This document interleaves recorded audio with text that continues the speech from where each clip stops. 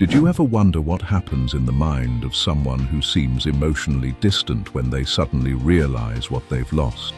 The strange moment avoidants realize they need you back is one of the most fascinating psychological phenomena in human relationships. Picture this. Someone who has spent months, maybe years, keeping you at arm's length suddenly comes knocking at your door with flowers and apologies. What changed? What shifted in their carefully constructed emotional fortress that made them vulnerable enough to admit they made a mistake? Understanding this moment isn't just about satisfying curiosity. It's about recognizing patterns that can save you heartache, help you make better decisions, and give you insight into the complex world of attachment styles. When someone with avoidant tendencies finally reaches out after pushing you away, they're operating under powerful psychological forces they might not even understand themselves.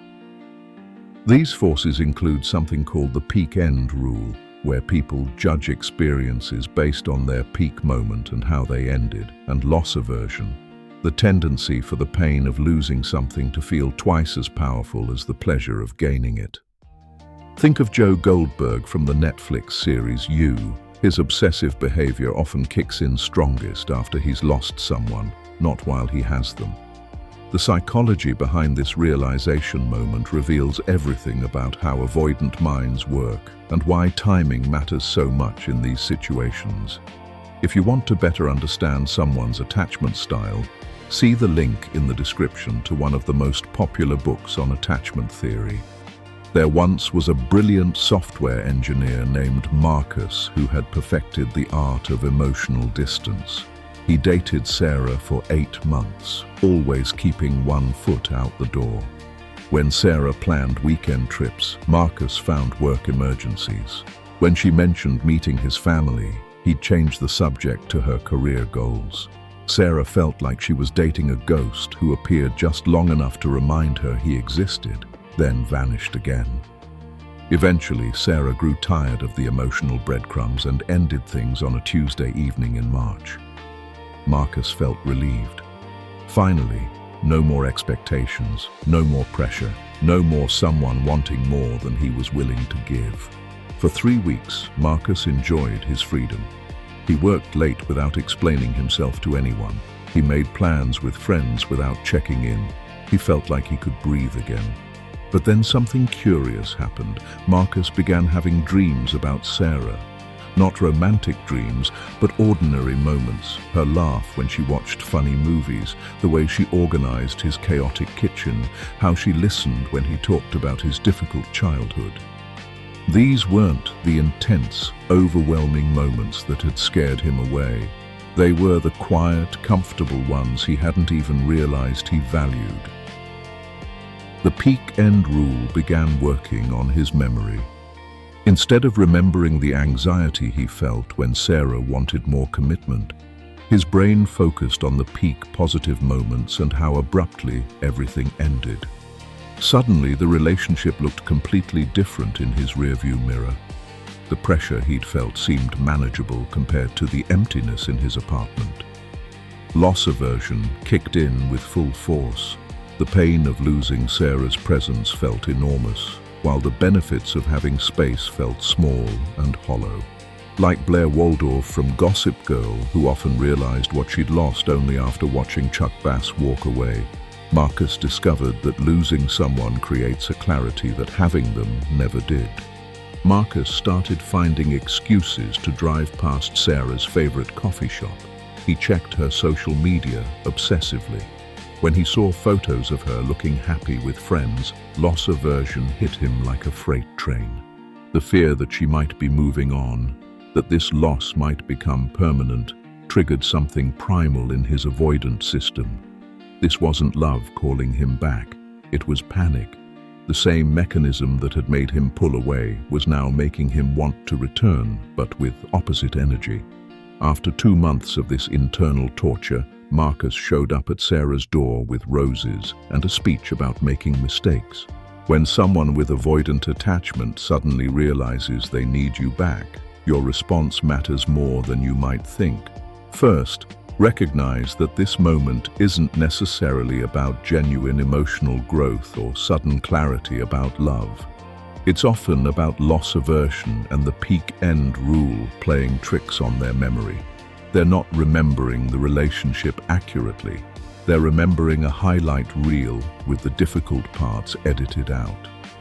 This means you need to be realistic about whether anything has actually changed in their ability to be present and emotionally available. Before considering reconciliation, have an honest conversation about what specifically caused the distance in the first place.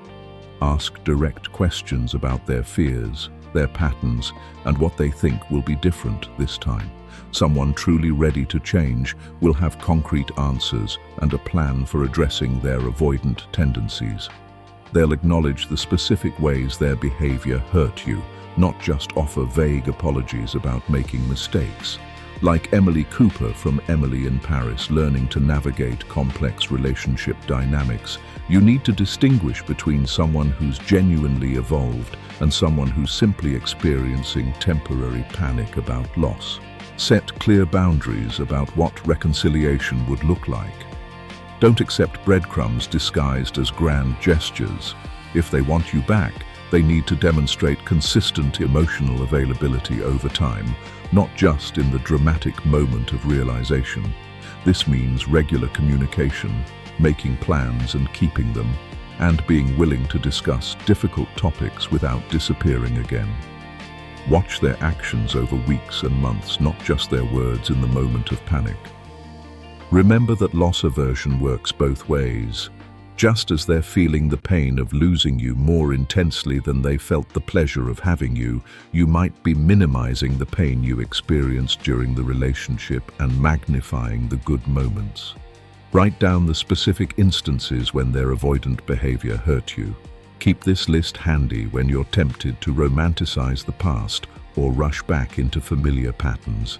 Consider whether you're dealing with someone who's genuinely ready to do the work of changing their attachment patterns, or someone who simply can't tolerate the discomfort of loss. True change requires therapy, self-reflection, and consistent effort over time. It's not something that happens overnight because someone misses you. The strange moment when avoidants realize they need you back reveals everything about human psychology and nothing about lasting love. Understanding the peak-end rule and loss. Aversion gives you power in these situations.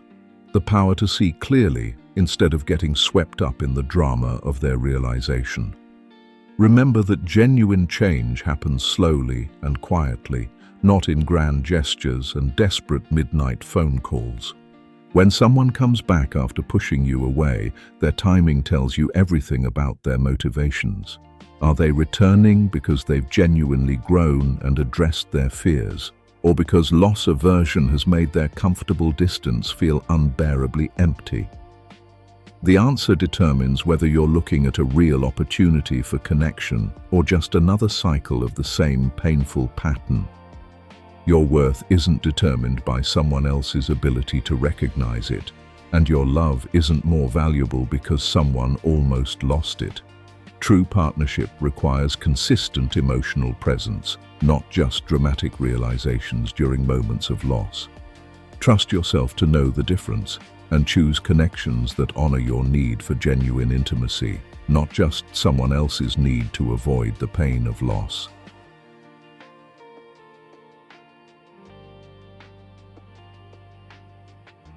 Thank you for watching.